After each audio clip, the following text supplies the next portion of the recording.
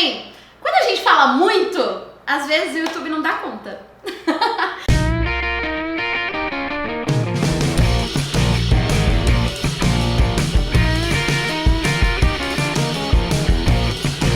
Gente, seguinte, pra quem não viu a parte 1 do vídeo de Histórias em Quadrinhos, este senhor ao meu lado é o Luiz Santiago. Oi. Ele é do site Plano Crítico, o link tá aqui na descrição, que é um site muito nerd, ou muito legal, que fala de cinema, muito quadrinhos. nerd também, né? Muito de cinema, quadrinhos, literatura, enfim, a coisa toda. E aí, a gente tá fazendo um vídeo então falando um pouco sobre as histórias em quadrinhos e o Luiz trouxe um monte de indicações legais. Como foram muitas indicações, eu acabei dividindo o vídeo em duas partes. A primeira parte vai estar aqui nos cards e a segunda a gente vai começar agora. É isso aí, preparem-se. O Luiz, ele trouxe assim uma pilha de quadrinhos que vocês não estão vendo pra indicar pra vocês e falar um pouco, né, das diferentes linhas que a gente tem. Então a gente dividiu em categorias as nossas indicações. Nossas, né? Tá bom. As indicações. Então, a nossa primeira categoria é quadrinhos Cabeçudos. É. Cabeçudos. Defina cabeçudos. Quadrinhos cabeçudos são quadrinhos que não contam história de super-heróis e que contam histórias pesadas. Pra gente grande. Então, pra gente grande. São quadrinhos pra nerd hard, né? Que quer ler uma história totalmente diferente. Ah, eu odeio super-herói. Ah, então é isso aqui que talvez você vai gostar. Então, essa é a primeira... Então eu vou brincar agora de ser aquelas minas que ficam em volta do carro, sabe? Eu vou mostrar o livro aqui, ó. Luiz fala. Vamos começar com Palestina. Vai, Luiz. Palestina, do Joe Sacco, é uma... Tá bom, parei. É uma reportagem em quadrinhos. Oh! Reportagem em quadrinhos, então não é algo exclusivo, né, dos Estados Unidos. No Brasil a gente tem algumas reportagens em quadrinhos, tem jornalistas ligados ao... eu não sei falar direito. Catraca livre. Exatamente, essa palavra me embora. Muitos R's.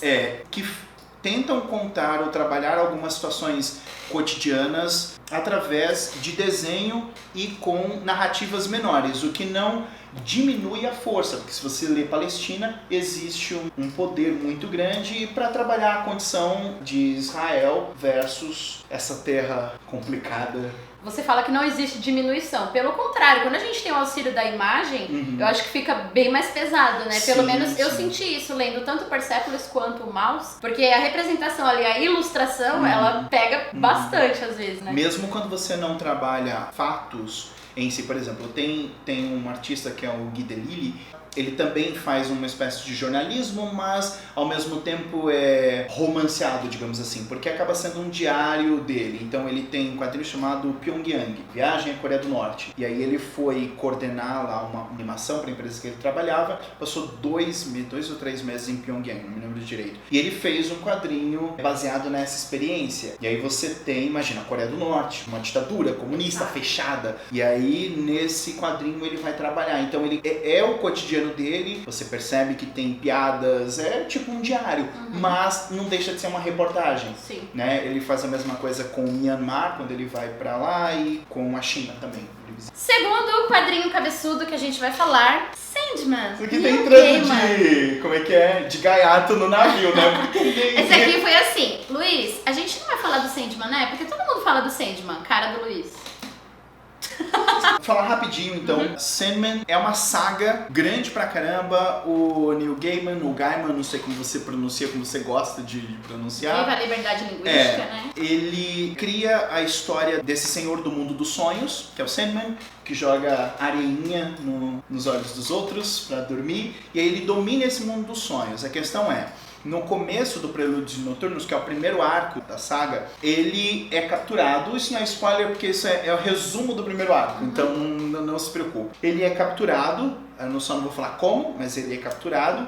Ele passa um tempo preso e quando ele se liberta, ele vai tentar recuperar alguns gadgets que ele tinha, algumas coisas, que faz dele o Senhor do Mundo dos Sonhos. E o primeiro arco é isso, é o tempo dele preso e o tempo dele recuperando essas coisas que faz dele o Senhor do Mundo dos Sonhos. Mas é tipo por recuperar ou tem uma questão de vingança aí, sei Não lá? tem uma questão de vingança porque ele é uma que triste, entidade. eu tava imaginando já tipo o Conde de Monte Cristo, assim, acabando com todo mundo, God of War, sabe? Não é uma coisa assim. Ele é uma entidade, então ele vai ter contato porque ele quer aquilo pra voltar a dominar de fato o mundo dele. É lógico. Se fosse vingança, God of War estaria na seção heróis, né? Heróis, Não cabeçudos. exato. Terceiro que a gente vai falar. Calma aí.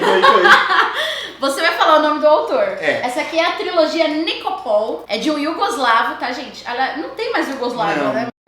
Mas Não. quando ele nasceu era Iugoslávia. E é do... Então, aqui é uma prova pra quinta série, entendeu? A gente você não vai saiu da ver quinta série, como vocês vão ver. a sua maturidade mental neste momento. Ah, você tá lendo o livro do Bilal. Tô lendo o livro do Bilal. Foi escrito pelo Bilal, gente. Como assim, mano? Trilogia Nikopol. Vai lá, Lu. O Enki Bilal escreveu esse... Não vamos mais falar o nome dele. Como que é? Enki. O Enki, tio Enki, escreveu essa história. Ele passa em um mundo distópico e ele mistura fascismo, cesaropapismo. O cara é um falocrata. Que governa a... Conhecemos vários, né? Opa! Assim, a Europa não tem exatamente, nesse universo aqui, ela não tem as mesmas fronteiras que a gente conhece hoje. É um mundo que vai mesclar esse governo ditatorial com mitologia egípcia. É uma saga maluca, tem um jornalista, ele vai conhecer uma pessoa nada comum ali no meio. E o último... Frio Equador. Que é Frio Equador, ele vai mostrar uma visão diferente. Por exemplo, você tem a savana completamente deserta. Vê se vai... Ele mostra uma outra parte desse mundo onde o que a gente conhece pelas preocupações com o ambiente e tal, de fato se tornaram reais, assim. É distópico e tal, e aí no final existe esse jornal aqui que conta pequenas cenas desse universo. Esse é um dos meus quadrinhos favoritos, na verdade. Assim, você precisa ler com calma, não é uma história fácil pra ler, tem texto pra caramba, e ele vai tendo uma noçãozinha de mitologia egípcia e ajuda pra você entender alguns personagens. Pra fechar a parte, quadrinhos cabeçudos, os companheiros do Crepúsculo. Crepúsculo? Não é desse não, esse ninguém essa quer. Essa palavra ficou como... tipo manchada, né, na língua Exatamente. portuguesa. Esse quadrinho se passa na Guerra dos 100 Anos, que não durou 100 anos. Acesse aí o seu sensor de história. Quanto tempo durou a Guerra dos 100 Anos? Ele vai representar a Idade Média muito bem. Figurinos, as cidades que eram burgos, os feudos, a guerra, né? E a mitologia medieval. Então, de repente, você tá lendo e aí um personagem sonha com gnomos. Só que dentro de cada viagenzinha, de cada fantasia, e esses gnomos são muito sacanas, existe como se fosse uma espelho, uma ligação, uma metáfora do que era a sociedade medieval da época. Esse espelho entre a sociedade e o que é representado nesse mundo de fantasia. Então não só a Guerra dos 100 Anos, esse período da Idade Média, mas também quando ele trabalha mitos e algumas coisas do folclore medieval, ele vai fazer o espelho. E o Bourgeon é ótimo, a arte é linda, ele era artista de vitral, de igreja, de catedral. Segunda sessão, como que a gente vai chamar? Questões de gênero. Questões de gênero. Aí vamos começar com um presente que eu ganhei, que o Luiz trouxe pra mim hoje. Ai, que lindo! Desconstruindo o Na. Essa história aqui, você precisa ler quando você tá muito bem. Gente, isso esse dia não existe na vida da pessoa. Porque se você termina de ler, você fica destroçado. Eu descobri isso aqui meio que por acidente, folhei, e aí eu já comecei a pirar pela diagramação, né? Sim, porque ela mistura coisas de jornal, ela mistura desenho, e ela aquarela, é bastante exigente. né? Tem uns desenhos aquarela. Ela usa cor em momentos muito específicos e tal. E aí eu falei, vou comprar pra ler, né? E aí eu li e eu passei um tempo, sabe quando você fica, meu Deus, isso é o coração. Porque mexe, a história da Una tem um peso enorme. E, realmente assim, tem uns pontos de cor bem bacanas, né? Não é leve em nenhum momento. No começo ela já traz histórias de violência de gênero em sequência. Então assim, você tá lendo ela contando sobre o condado da Inglaterra onde ela mora, e ela fala, a partir de tal mês, uma garota foi atacada com um martelo e uma faca. 4 meses depois, outra garota é encontrada sendo atacada por um martelo e uma faca. Mostra a repetição desses crimes. E eles vão variando pra idade. Quando ela fala da menina de 11 anos, você já fica, isso não tá legal. Por que você escolheu isso pra me dar? Não, brincadeira, gente. Eu gosto do tema, né? Vocês sabem, porque dói. E assim, um relato alarmante sobre a violência de gênero. E é exatamente isso, não tá te enganando não. O relato é pesado, muito pesado. E assim, a história dela, porque ela ela representa os anos 70, então ao mesmo tempo que ela fala da revolução sexual ou ideológica de ter, por exemplo, sei lá, músicas do Pink Floyd, The Strokes, de ter, ela vai comentando... Strokes? Não é Strokes. Ao mesmo tempo que tem essas bandas, ela conta como era a Inglaterra, então ela fala de greve e ela vai fazendo esse ajuntamento aí de coisas. E o que ela via que as mulheres passavam. E aí depois passa pra história dela e as coisas se misturam. Ai, meu Deus. Eu vou ler ele esse mês ainda. Se eu sumir por um tempo, vocês já sabem. Eu tô, tipo, embaixo da cama chorando, né? Vai ficar. Próximo livro, Placas Tectônicas. Eu não sei falar esse nome. Margot Montan. Esse é mais leve, mas não menos... Já dá pra ver pela capa, assim, né? Que ele tem uma pegada um pouco mais colorida. Não menos importante. E ele também conta a história da percepção da mulher sobre algumas coisas em torno dela. No caso, é uma mãe solteira. O início do quadrinho é ela terminando um relacionamento. E aí, o quadrinho desenvolve a saga dela, né? Primeiro ela vai tentar digerir isso. Depois ela começa a se reencontrar com as amigas. E tem o trabalho, e tem o fato de ver a filhinha crescendo e como bacana. que ela se relaciona com isso. E aí, Nossa, de repente... isso me lembra melancia. Você leu melancia? Não parece, pelo que você falou.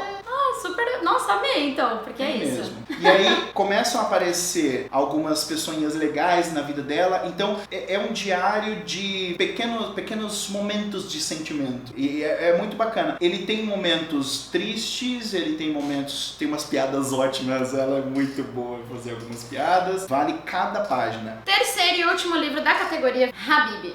Isso é do Craig Thompson e é pesado. Pesado todo sentido. É pesado Pesado. o nome, é pesado a história. Pesado. 600 e poucas páginas, mas vale cada quadro, cada balãozinho. É a história da Dodola e de um garoto que eles crescem juntos, eles são separados em um momento da vida por uma coisa, alguns problemas do lugar onde eles moravam, e a história dela e dele se juntam como as necessidades e o que a sociedade onde eles viviam. Não é um país específico que a gente conhece, mas ele mistura características de países do Oriente Médio. Então é um país do Oriente Médio, onde violências diversas são cometidas contra determinados tipos de pessoas. Então, tanto ela quanto ele sofrem essas violências, mas no caso da menina, que tem menos espaço ainda nessa sociedade, você tem uma coisa aí, vai desde mutilação sexual, estupro, é um horror, só que você vai lendo aquilo e você vê que, por mais difícil que seja, há uma linha de esperança na história da Dodola que você fala, meu, eu preciso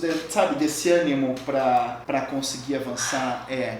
Gente, eu tô ficando mal só de ouvir ele falar. Cara, nem vi quando eu parar pra ler esses livros. Socorro. Bom, próxima sessão, quadrinhos brasileiros. Começando pelo Diomedes. Trilogia do acidente, né? Então são 3. E o Diomedes é um detetive ruim, que se acha bom. É o que eu tô falando pra você em off, né? A gente machista, tava conversando. homofóbico, eu já tô com raiva do Diomedes. Ele é completamente nojento, assim. E ele vai investigar um caso que vai levar ele pra escalões bem altos da sociedade brasileira, mas especificamente do Rio de Janeiro. E essa sociedade que ele retrata é a sociedade brega, né? É o Brasil dos becos, é o Brasil do Pablo, exatamente, da sofrência. Essa é a sofrência em quadrinhos. Mas a história do Diomedes é bem sofrência mesmo. O primeiro bloco é genial, maravilhoso. O segundo bloco é muito bom e o terceiro... Porque ele muda de uma coisa... Um tom, né? Brasil sofrência, de uma coisa mais social, de um suspense até, né, por conta da investigação, para algo mais metalinguístico. Não é ruim, mas destoa do todo. E o autor do Diomedes é o que escreveu O Cheiro do Ralo, né? E a Turma da Mônica, que bonitinho! Esse aqui é o Laços, né? O selo, o Graphic MSP, é uma tentativa do Maurício de Souza em modernizar os personagens dele e colocar para autores desenharem e escreverem os roteiros. Então ele vai entregar alguns personagens para que outras histórias se criem com um tom moderno, né? E assim, pela primeira vez a gente vai ver personagens da Turma da Mônica e das outras turmas com traços que a gente nunca viu, o que é ótimo. Maurício é muito esperto. né? Assim, porque ele tá sempre atualizando a Turma da Mônica, né? Ele veio com a Turma da Mônica jovem em mangá. A molecada adora, os meus alunos adoram a Turma da Mônica jovem. E agora essa nova série, ele tá sempre se atualizando, né? Acabou não ficando pra trás, né? Mesmo com todas as novidades. Tem vários títulos, eu trouxe só o Laços, mas tem outros da Turma da Mônica, tem do Penadinho, Vida, que é fantástico, tem da Turma da Mata, do Piteco, tem do Astronauta, tem Bidu, tem Pavor Espacial. O Pavor Espaciar do Chico Bento não tem falas, é um quadrinho só com imagens. Sério? Nossa, que legal. E é muito bom, é um dos melhores. Não, e eu não sei se você chegou aqui, porque eu sou de letras, né? Eu já achei genial, porque assim, eu gosto muito do Chico Bento, mas me incomoda um pouco a fala do Chico Bento, porque é muito estereotipada, né? Então eu acho que talvez essa coisa de não ter fala seja meio que o artista encontrou pra tirar essa parte, poderia soar assim meio debochada. Né? É excelente. Ele é uma história meio de alienígena, então o Chico Bento encontrando esse. É muito interessante. Eu ia trazer sem mais, mas já tinha muita coisa. Eu vou deixar. Né? Vocês acham que acabou? Não acabou. Não acabou. Depois que intervalo comercial, a gente volta. Então vamos lá. 2 de grupos. Astro City. Esse é o primeiro. Fugir da luz. É o primeiro volume, A Vida na Cidade Grande. Essa cidade é uma bagunça misturada com misticismo, misturada com necessidades financeiras, vidas complicadas, gente sendo espancada. É São Paulo essa cidade? Parece, né? São Paulo. Você pegar o que algumas pessoas estão tentando limpar, não, enfim. E aí os heróis que aparecem aqui são espelhos distorcidos, assim, umas metáforas estranhas dos heróis que a gente conhece. Então a primeira família aqui é uma outra visão para o que seria o Quarteto Fantástico, né? Então existe uma visão diferente para heróis dentro de um universo bem complicado. Não é uma cidade normal. Você pega qualquer quadrinho que se passa nos Estados Unidos, você reconhece, você consegue entender aqueles problemas, aqueles dramas. Aqui eles são multiplicados, só que dentro de um... Caricaturizados, exatamente.